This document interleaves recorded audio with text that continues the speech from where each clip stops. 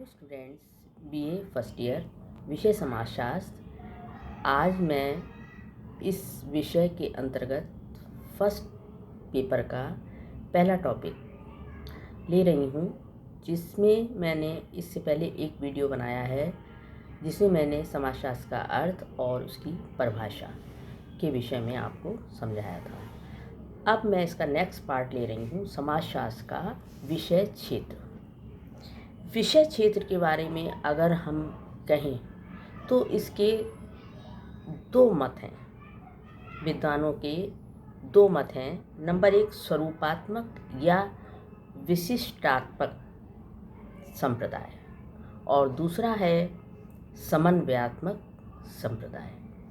अब पहला है स्वरूपात्मक या विशिष्टात्मक संप्रदाय।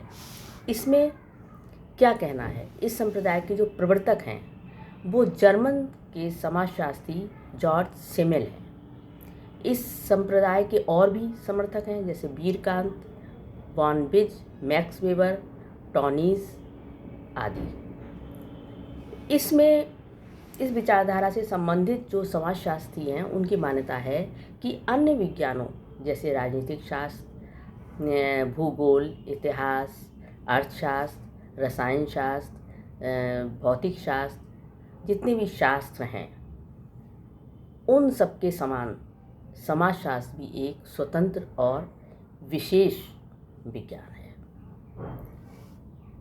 समाजशास्त्र को एक विशिष्ट विज्ञान बनाने के लिए ये आवश्यक है कि इसके अंतर्गत सभी प्रकार के सामाजिक संबंधों का अध्ययन न करके इन संबंधों के विशिष्ट स्वरूपों का अध्ययन किया जाए। सामाजिक संबंधों के स्वरूपात्मक पक्ष पर जोर देने के कारण इस संप्रदाय को स्वरूपात्मक संप्रदाय कहा जाता है। इस संप्रदाय या विचारधारा से संबंधित प्रमुख विद्वानों के विचार आगे मैं बता रही हूँ। कुछ विद्वान हैं, इसी के प्रवर्तक हैं, जिन्होंने अपने अलग अलग विचार रखे हैं। पहला है जॉर्ज सिमेल के विचार। जॉर्ज सिमेल क्या कहते हैं कि समाजशास्त्र को एक विशेष विज्ञान बनाना चाहते हैं। ये जो है समाजशास्त्र को एक विशेष विज्ञान बनाना चाहते थे।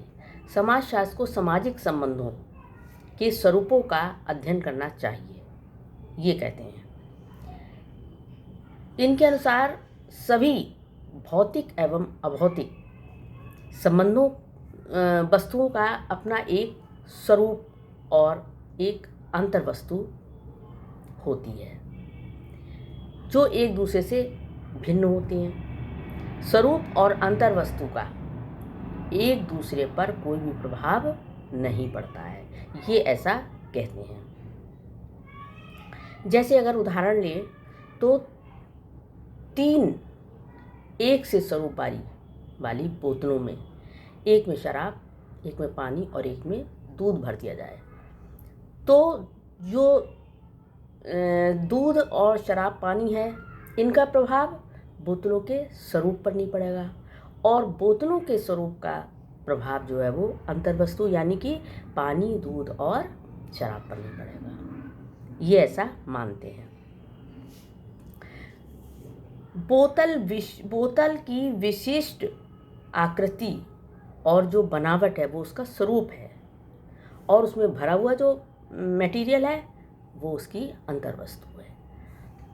तो इस प्रकार सामाजिक संबंधों के स्वरूप और अंतर्वस्तु में भी अंतर पाया जाता है, और ये भी एक दूसरे को प्रभावित नहीं करते हैं, ऐसा इनका मानना है।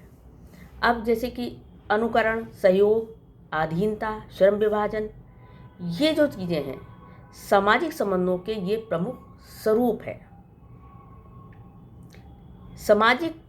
समाजशास्त्र सामाजिक संबंधों के इन्हीं स्वरूपों का अध्ययन करने वाला विज्ञान है, ये कहते हैं। फिर आता है वीरकांत के विचार। ये क्या कहते हैं? वीरकांत भी समाजशास्त्र को एक विशेष विज्ञान बनाने के समर्थक थे। समाजशास्त्र को तो एक विशिष्ट विज्ञान के रूप में मानसिक संबंधों के स्वरूपों का अध्ययन करना चाहिए, ये कहते हैं। जो व्यक्तियों को एक दूसरे से अथवा समूह से बांधते हैं, समाजशास्त्र इस पर विचार नहीं करता कि पिता पुत्र और माता और पुत्री इनके क्या संबंध हैं। ये यश, कीर्ति, भावनात्मक प्यार, इन घृणा, सहयोग, संघर्ष, ये जो भावनात्मक और मानसिक पहलू हैं, इनका अध्ययन करता है। इन्हीं के आधार पर विभिन्न सामाजिक संबंध बनते हैं और इन्हीं सामाजिक संबंधों से समाज का निर्माण होता है, ये ऐसा कहते हैं। फिर आता है कि बॉर्नविज के विचार। बॉर्नविज क्या कहते हैं कि बॉर्नविज कहते हैं कि सिमिल के समान समाजशास्त्र को एक विशेष विज्ञान के बनाने के ये पक्षधारी थे। इन्होंने लिखा है कि समाजशास्त्र एक विशिष्ट सामाजिक विज्ञान है जो कि मानवीय संबंधों के स्वरूपों का अध्ययन है और यही उसका विशिष्ट क्षेत्र है। इसके बाद मैक्स वेबर के विचार हैं। मैक्स वेबर क्या कहते हैं कि समाजशास्त्र सामाजिक क्रियाओं का अध्ययन है। मैक्स वेबर का मानना है कि सामाजिक क्रियाओं का आधार जो होता है वो व्यवहार होता है, अतः समाजशास्त्र का कार्य सामाजिक व्यवहार को समझना और उसकी व्याख्या करना है। इसके बाद आता है स्वरूपात्मक संप्रदाय की आलोचना। इसकी आलोचना भी की है लोगों ने। इस संप्रदाय की कुछ कमियां हैं जो इस प्रकार हैं। सब स्वरूपात्मक संप्रदाय से संबंधित विद्वानों का ये कहना गलत है कि सामाजिक संबंधों के स्वरूपों का अध्ययन किसी अन्य विज्ञान के द्वारा नहीं किया जाता है। ये कहते हैं कि ये गलत है। समाजशास्त्र को एक नवीन विज्ञान के रूप में इनका अध्ययन करना चाहिए, ऐसा कहना निराधार है, जिसका कोई आधार नहीं है। सोरोकिन ने लिखा है कि स्वरूपों का अध्ययन अन्य विज्ञानों द्वारा भी किया जाता है।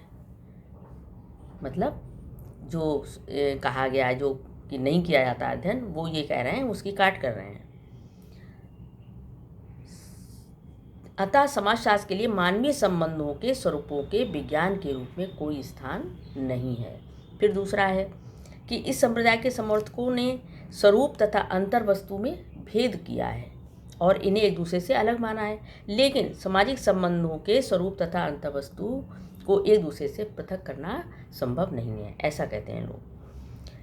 इसमें क्या लिखा है सोरोकिन ने कि हम एक गिलास को शराब, पानी, शक्कर से बिना उसके स्वरूप को परिवर्तित किए हुए भर सकते हैं, परंतु मैं एक सामाजिक संस्था के विषय में भी कल्पना नहीं कर सकता कि उसके अगर सदस्य बदल जाएं तो उस संस्था के स्वरूप पर प्रभाव नहीं पड़ेगा। मतलब उस संस्था का स्वरूप नहीं बदलेगा, जरूर बदलेगा। जब सदस्य बदलेंगे तो उसके संस्था का स्वरूप भी बदलेगा। तीसरा है, इस संप्रदाय के समर्थक समाजशास्त्र को अन्य सभी सामाजिक विज्ञानों से अलग एक स्वतंत्र और परिशुद्ध विज्ञान बनाना चाहते हैं, परंतु ऐसा होना संभव नहीं है।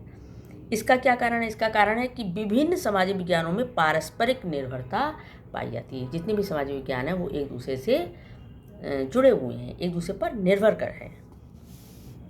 सोरोकिन इस संबंध में लिखते हैं कि शायद ही कोई ऐसा विज्ञान है जो अन्य विज्ञानों से किसी न किसी रूप में संबंध ना रखता हो। और अगला है कि इस संप्रदाय के समर्थक समाजशास्त्र को एक नवीन विज्ञान मानते हुए इसके अध्ययन क्षेत्र को सीमित रखने पर जोर देते हैं। उनके अनुसार समाजशास्त्र का अध्ययन क्षेत्र सामाजिक संबंधों के कुछ विशिष्ट स्वरूपों तक ही सीमित है, परंतु उनकी इस प्रकार की मान्यता ठीक नहीं है। यदि इस संप्रदाय की मान्यता के अनुसार समाजशास्त्र में केवल सामाजिक संबंधों के स्वरूपों का अध्ययन किया जाए तो सामाजिक जीवन के विभिन्न पक्ष समाजशास्त्र के अंतर्गत नहीं आएंगे। ऐसी दशा में इसका क्षेत्र बहुत ही सीमित हो जाएगा, जो कि इस विषय के विकास की दृष्टि से उचित नहीं है। मतलब विषय का विकास नहीं हो पाएगा। और इसका एक है कि इस संप्रदाय के समर्थकों के अनुसार समाजशास्त्र के अंतर्गत केवल सामाजिक संबंधों के स्वरूपों के अध्ययन पर जोर देना सामाजिक जीवन के अन्य पक्षों की अवहेलना करना है। मतलब केवल सामाजिक संबंधों के स्वरूपों का अध्ययन नहीं किया जाता है, बल्कि अन्य पक्षों का भी अध्ययन किया जाता है, जो कि किसी भी दृष्टि से उचित नहीं है।